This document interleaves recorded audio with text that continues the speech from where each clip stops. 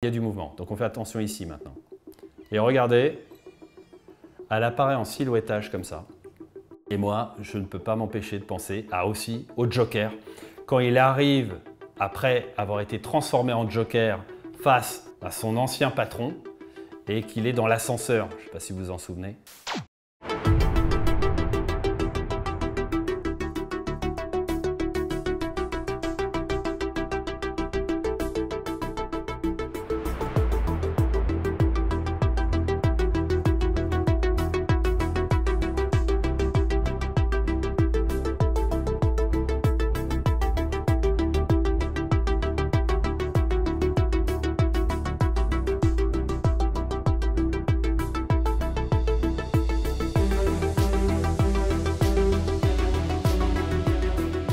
Amis réalisateurs et cinéphiles, bonjour, vous êtes sur Cut Point de Vue.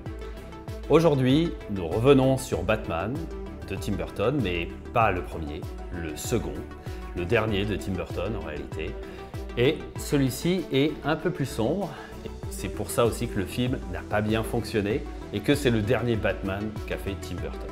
Et nous allons attaquer plus particulièrement deux scènes. La scène d'introduction où le film se lance, qui place complètement le ton du film, et on va voir le passage de la transformation, j'allais dire, de Catwoman. Mais avant de commencer, si mon travail vous intéresse et si vous souhaitez que cette chaîne se développe, parlez-en autour de vous, partagez son contenu, et nous, en attendant, on commence tout de suite. On a commencé par le logo, où il commence à y avoir de la neige qui prend le pas sur le logo, ce qui était assez original pour l'époque. Et là, la musique de Danny Elfman nous met tout de suite dans une ambiance sinistre et on a un portail luxueux. On sent qu'on est chez des gens aisés. Avec cette neige, bien sûr, qui est la nouveauté, je dirais, de ce Batman 2. On est Gotham sous la neige. Là, on a de l'orgue. Là, vraiment, on est dans ce que sait faire le mieux Danny Elfman. Et on passe au-dessus du portail et on voit qu'il y a des zones de lumière. Et pour les plus cinéphiles d'entre vous, bien sûr, ça nous fait penser à Citizen Kane d'Orson Welles, bien sûr. On a une fenêtre immense avec un type, donc plus petit, qui est là, qui contemple. Qui est cet homme? Que contemple-t-il? Boum, cut, on raccorde sur lui, donc ça y est, on est dans la maison. Ce comédien a porte-cigarette, là, qu'on voit. Il contemple la neige qui tombe, on imagine, et on entend un râle de femme. On peut imaginer à ce moment-là que ça peut être un râle de plaisir, peut-être. Quand on entend le cri, on comprend que non, elle est en souffrance. Pourquoi souffre-t-elle? Il pivote la tête, révélant le comédien. C'est le comédien qui avait joué dans Pee-wee Big Adventure de Tim Burton, leur premier long métrage. Donc c'est un clin d'œil. À noter qu'initialement, ça aurait dû être le comédien qui joue Mickey dans Rocky, qui aurait dû jouer ce rôle parce que c'était lui qui jouait le pingouin dans la série de Batman 1966. Mais le pauvre était malade, il me semble, et puis il a décédé peu de temps après, ou alors il était déjà mort. Mais quoi qu'il en soit, il n'a pas pu faire ce film. Voilà. Hop. Donc le mouvement de tête sert de justificatif de mouvement. C'est parce qu'il tourne la tête que la caméra panote. Voilà, là on a un feu de cheminée, des chandeliers. Et hop, on a cette porte qui est une forme un peu étonnante. Là on est vraiment dans un stylisme à la Tim Burton, très graphique. Et hop, la porte qui est démesurée aussi par rapport à la femme qui en sort. Donc on comprend aussi que avait-on besoin d'autres preuves qu'on est dans un milieu vraiment bien bourgeois? Elle sort, alors que c'est l'infirmière, donc on s'est dit, ok, elle se barre en courant, que se passe-t-il? Lui avance. On le sait quand on a un personnage qui arrive comme ça de dos et qui plus est là un peu dans l'obscurité, qui avance, si la caméra avance aussi, ça lui donne un air volontaire, déterminé. Donc il y va. Il va à l'encontre en fait j'allais dire de la raison, c'est-à-dire qu'en fait on voit des gens qui fuient, donc a priori il devrait fuir aussi, mais non, lui va de l'avant.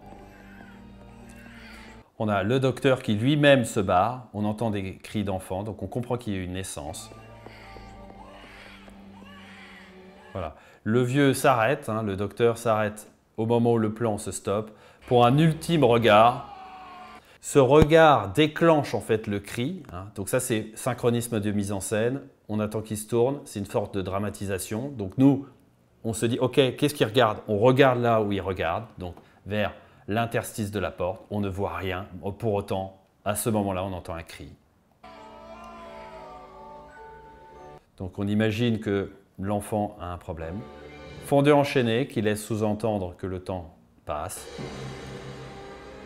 On revient sur cette valeur de plan qui avait été installée tout à l'heure. Donc là, on a la sensation d'une répétitivité. Sauf que d'une personne, on a maintenant deux personnes. Il y a une sorte de symétrie. Elle porte une coupe d'alcool avec la même main, la main droite. Elle regarde dans la même direction. Et là, on sent que les deux comédiens essaient de se caler l'un l'autre pour se retourner en même temps. Donc il y a une sorte de symétrie assumée et qui permet, comme tout à l'heure, le mouvement. C'est un justificatif de mouvement. Donc on a un sapin qui évoque Noël. Et on retrouve le plan de tout à l'heure, sauf que là, il y a un élément saugrenu en plein milieu, c'est une cage. On voit une main qu'on imagine être une main d'enfant. Et là, ce qui est amusant, on a l'impression qu'il y a une sorte de flash-forward, parce qu'on a un chat qui va être attaqué par l'enfant, évoquant bien sûr Catwoman, et on a un petit canard ici, qui sera utilisé par la suite par le pingouin, à un moment qui va rentrer avec un pingouin géant en fait, dans une fête.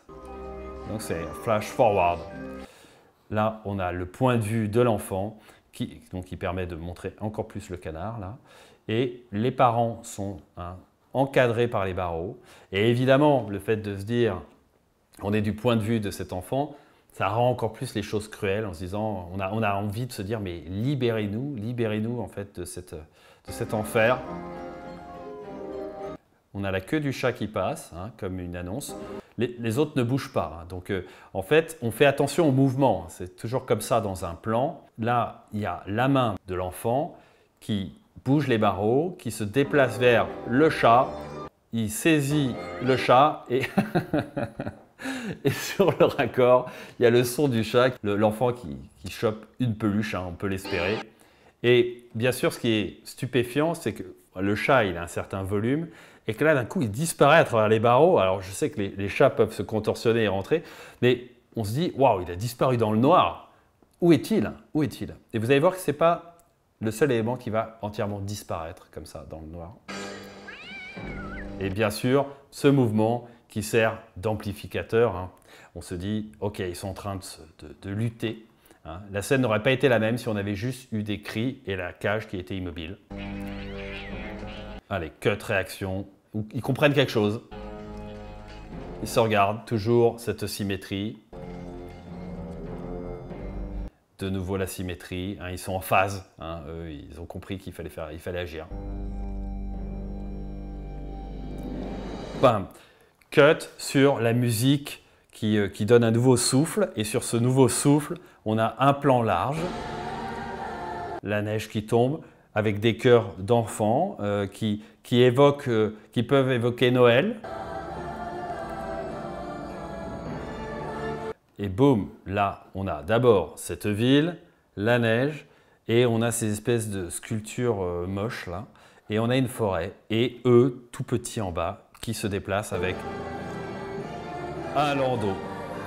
Le landau est noir, ce qui nous fait penser aussi au landau qu'il y a dans Rosemary's Baby. Évidemment, c'était un enfant démoniaque, un démon. Et là, cet enfant est transporté par les deux parents qui se déplacent à vive allure. On notera que les parents sont habillés en noir. Et là, en fait, on a un landau blanc, c'est-à-dire que pareil, opposition, c'est des parents, on pourrait se dire, normal. Ils sont habillés de manière classique, avec un petit chapeau. Et donc, de manière classique, ils sont avenants, ils sont polis. Les autres ralentissent le mouvement et tout de suite après, dès qu'ils ont le dos tourné, réaccélèrent pour ne pas être taxés de parents bizarres.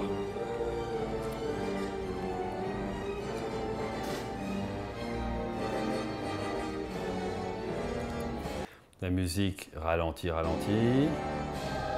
Et sur le hop, changement de plan, on se dit, oh là là, il y a un rebord de pont.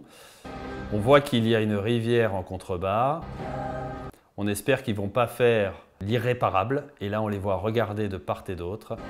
On comprend que ce qu'ils font est illicite. Là aussi, ils s'y reprennent à plusieurs fois pour porter le landau. Donc on comprend que le landau est lourd, hein, que le bébé à l'intérieur pèse son poids, ce qui est sans doute anormal à son âge. Et hop, il le balance. Et là, on a, boum, un raccord sur la chute du landau qui arrive dans la rivière. Et vous avez vu qu'il y a un second raccord. En fait, on a un premier raccord au moment où il rentre, où il pénètre dans l'eau. Et au moment où il en ressort, on raccorde sur un plan plus serré avec sur... Et hop, les parents qui regardent une dernière fois le landau s'éloigner. Là, on a un point de vue tronqué. Ils sont dans leur propre point de vue. La musique semble ralentir de nouveau. Eux s'assurent que le landau disparaisse bel et bien. Ça me fait penser, en termes d'intention, hein, pas en termes de plan, ça me fait penser au passage dans Psychose. Au moment où il y a M. Bates qui regarde la voiture s'enfoncer, et puis d'un coup la voiture s'arrête. Donc là, stress, et puis elle se réenfonce pour faire disparaître les preuves, hein, évidemment. Donc là, on a dans la même intention. Ils attendent.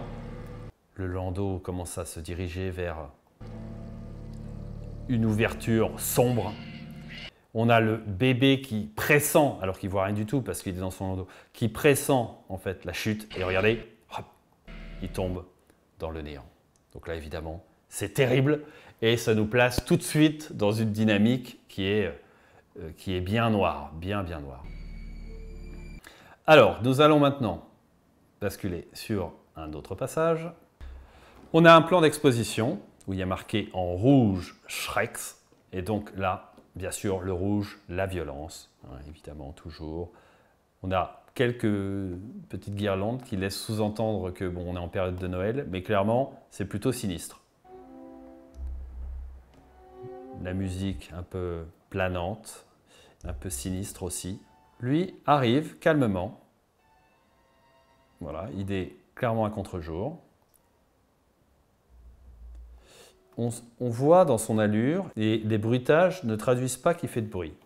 Et quand on cut, et quand on voit Michelle Pfeiffer de dos, on comprend en fait que, d'abord, elle ne l'a pas entendu, et que avec cette avancée et cette musique, on comprend qu'elle va se faire surprendre. Hein, elle va se faire prendre la main dans le sac, si je puis dire. Lui arrive tranquillement. Ce qui est amusant, c'est qu'elle est toujours, c'est un personnage qui est toujours un peu rêveur. Et là, on a l'impression qu'elle va presque s'endormir en fait sur le tiroir. Et elle est inclinée, et elle est inclinée presque sur son épaule. Hein. Sauf que lui va lui parler à l'oreille. Des heures supplémentaires. Voilà, des heures supplémentaires. Hein. L'effet n'aurait pas été le même si elle s'était inclinée dans l'autre sens. Et là, évidemment, sur la parole de Christopher Walken, tout de suite, elle remarque une distance, hein, parce que lui s'était approché. Je me prépare un peu le dossier Bruce Wayne pour demain matin.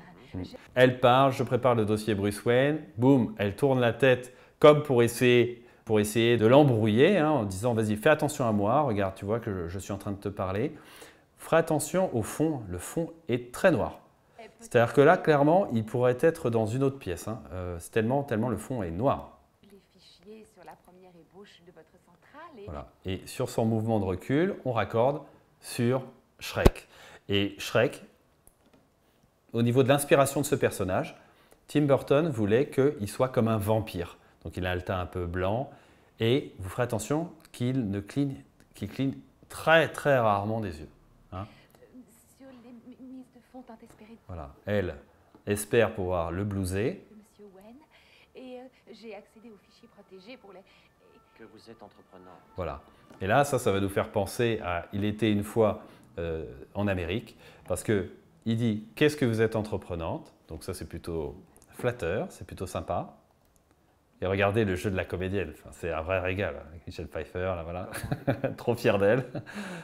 Trouvez le code d'accès. Et boum, comment tu as trouvé le code d'accès? Donc là, évidemment, c'est beaucoup moins cool.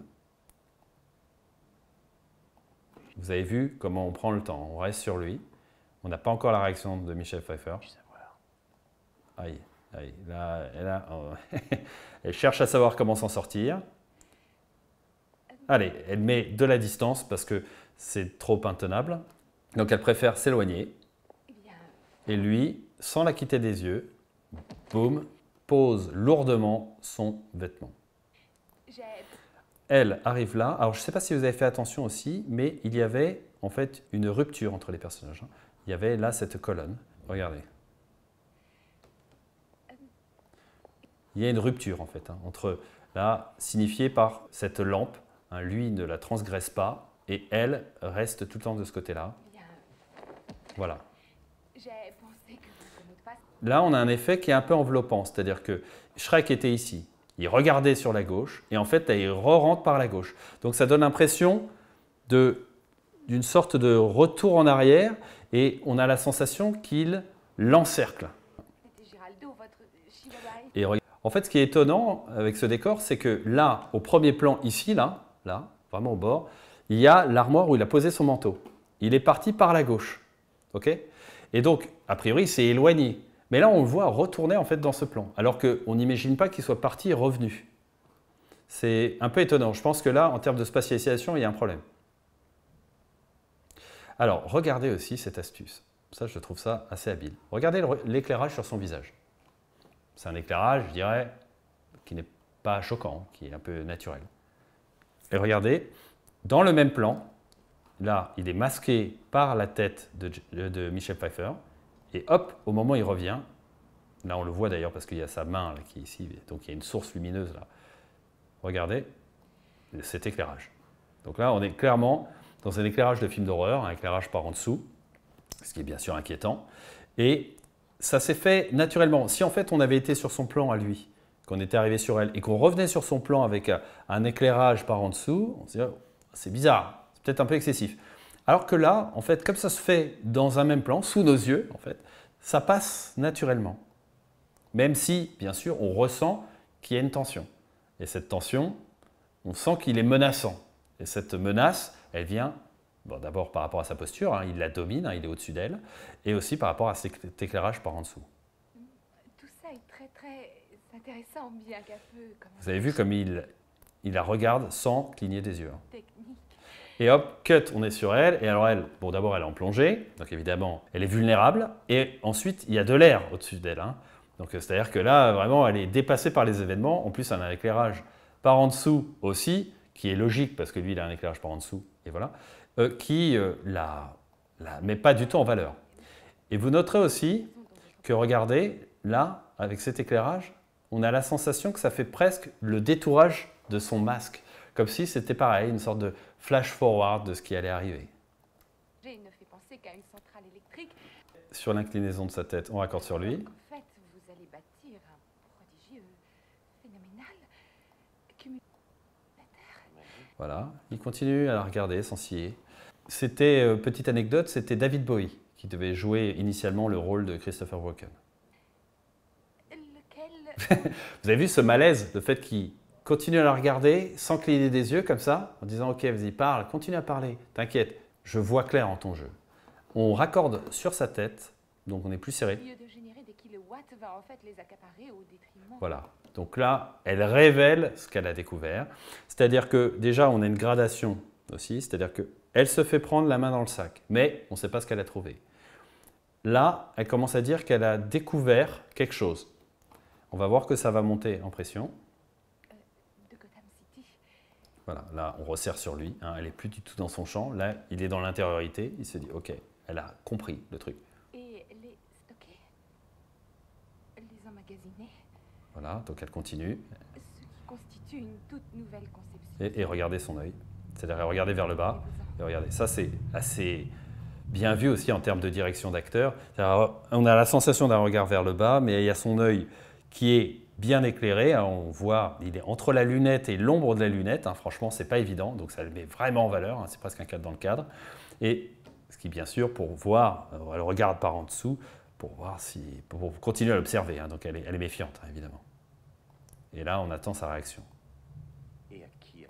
Vous avez vu comme il est associé au chien? hein. Il y a toujours son chien là, qui est derrière. Hein. Et on va voir qu'il y a beaucoup d'allusions aux animaux. À qui allez-vous le dire? C'est-à-dire que là, nouvelle gradation, elle a découvert quelque chose, ok, mais elle pourrait le garder pour elle. Lui, il met le pied dans le plat en disant, ok, t'en parles à qui? À qui vas-tu en parler? Donc là, forcément, À personne. à personne. Va-t-il la croire? Visiblement non.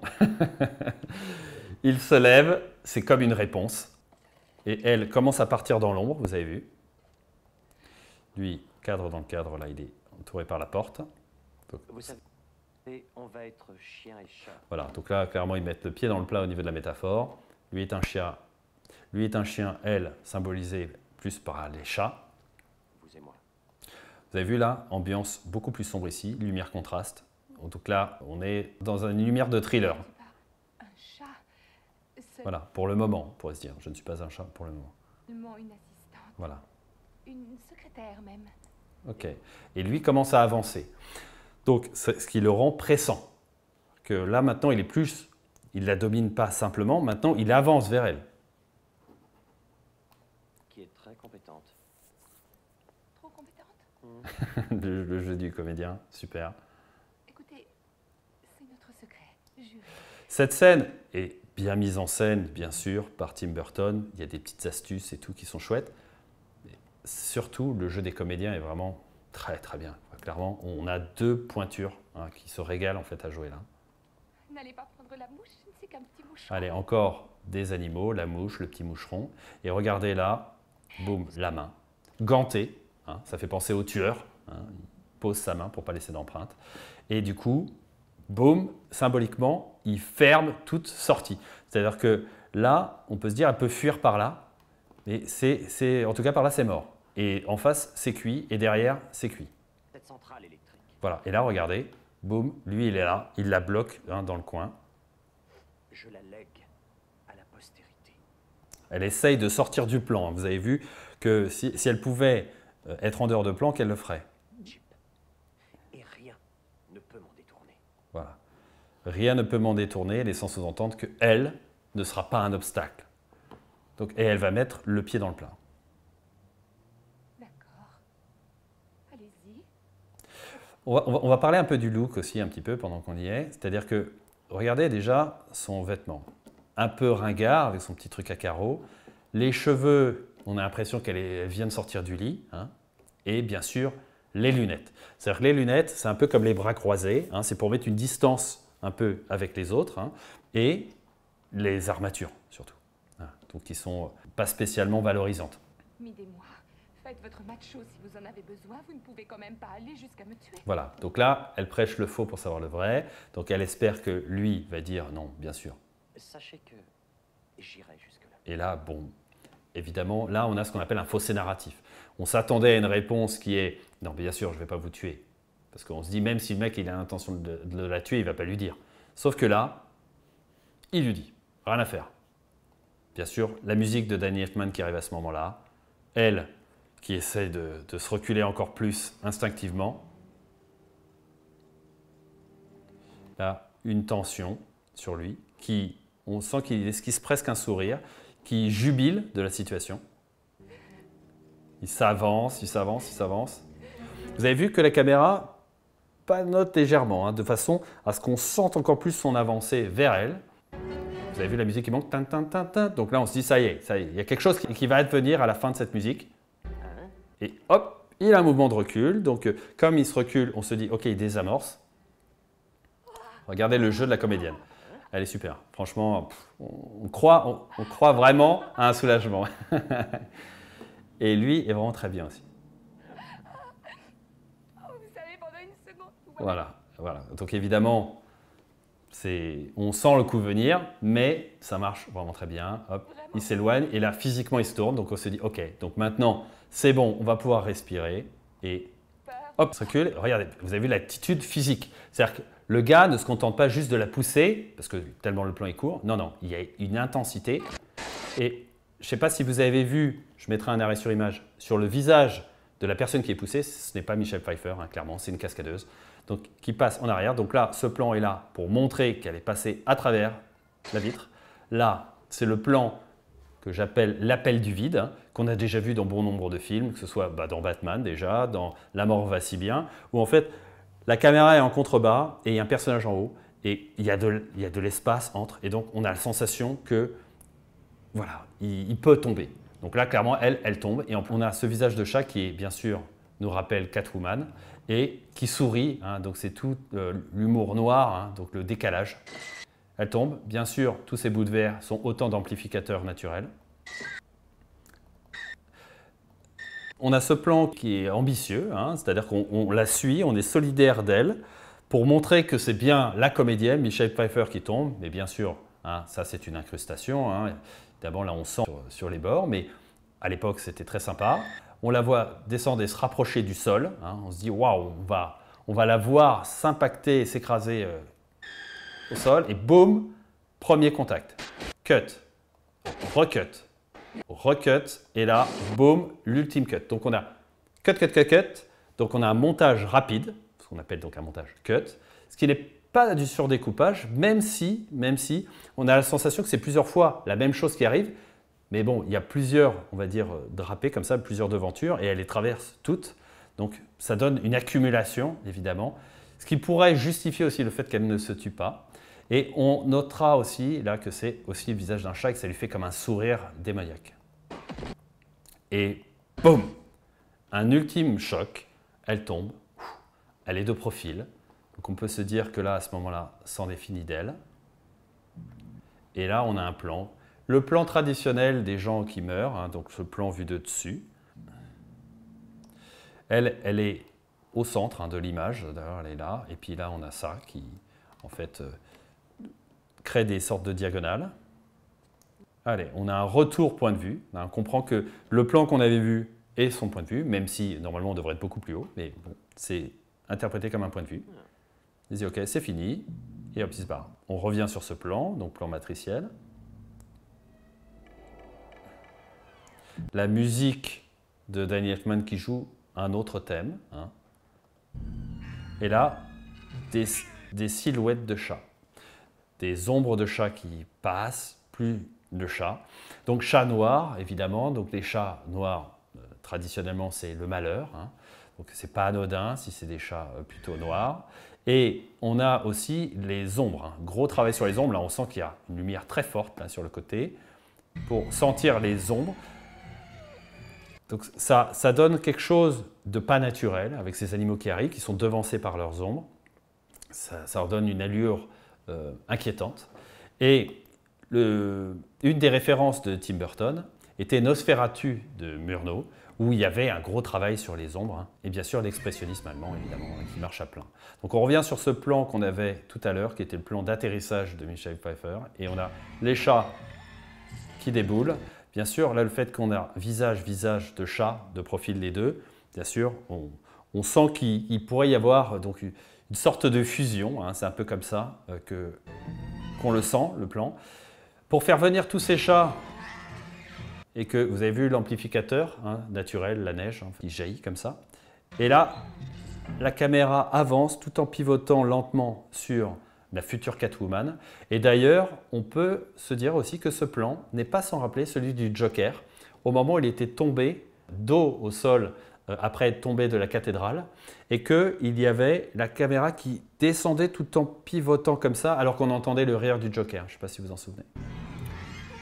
Et là, les chats semblent arriver de toutes parts, donc bien sûr, il y a une sorte d'accumulation, et vous allez voir qu'il va y avoir aussi une sorte d'accélération. C'est-à-dire qu'allez, on revient sur ce plan-là, des ombres, des chats qui arrivent de plus en plus nombreux de toutes parts. Et hop, on est de plus en plus serré sur elle, de plus en plus de chats.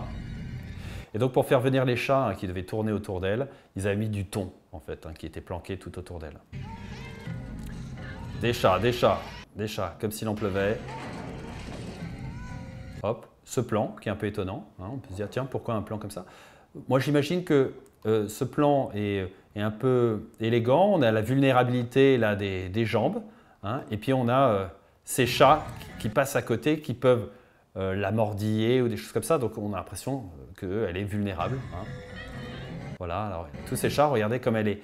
C'est des intensificateurs là, les chats. C'est-à-dire qu'ils masquent le visage, on ne le voit pas bien, on a envie de voir le visage de Michelle Pfeiffer. Vous entendez comme la musique monte, monte, monte, monte, monte. Et là, on va avoir une nouvelle étape. Voilà, elle commence à avoir des sortes de spasmes. Elle a le teint bien blanc. Hein. Hop, la musique monte, monte, monte, monte. On revient sur ce plan qu'on avait vu tout à l'heure qui était le plan d'atterrissage. Et hop, elle est bougée de plus en plus. Et hop, les chats qui maintenant passent à l'action. Hein, c'est pas juste, ils se déplacent autour. Ils la mordillent complètement. Ce qui, cut réaction, la fait réagir. On voit qu'elle est sur le point de se réveiller. Bien sûr, le fait qu'elle est, on voit plus ses yeux et tout, est inquiétant. Hein, c'est quelque chose, on est dans un film d'horreur là. On comprend que le film n'est pas plu à certains parents qui avaient emmené leurs enfants en bas âge en train de regarder ça. C'est sûr que ça ne le fait pas trop. Sans compter, par la suite, il y a des allusions, on va dire, d'adultes. Hein, on va rester voilà, correct. Et hop, boum, d'un coup, elle ouvre les yeux. On comprend qu'elle est revenue à la vie. Et pour le plaisir, je mets juste le début de la scène d'après, que je trouve aussi un clin d'œil. Aussi à...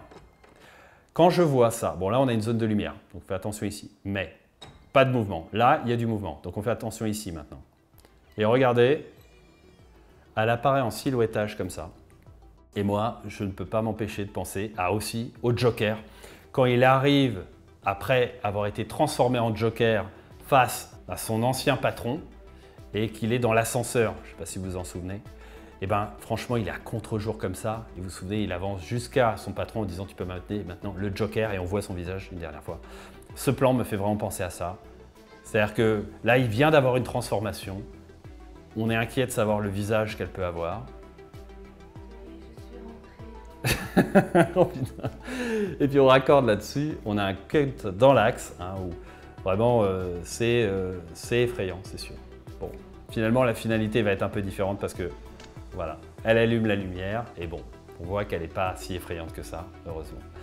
Bon allez, on va s'arrêter là. J'espère que ça vous aura intéressé. Si c'est le cas, mettez-moi un like. Si vous souhaitez que j'analyse d'autres films, dites-le moi dans les commentaires. Dans 2 semaines, ça y est, on y sera. Ce sera quasiment Halloween. Donc du coup, nous allons attaquer Halloween de John Carpenter. Mais d'ici là, à bientôt. Ciao.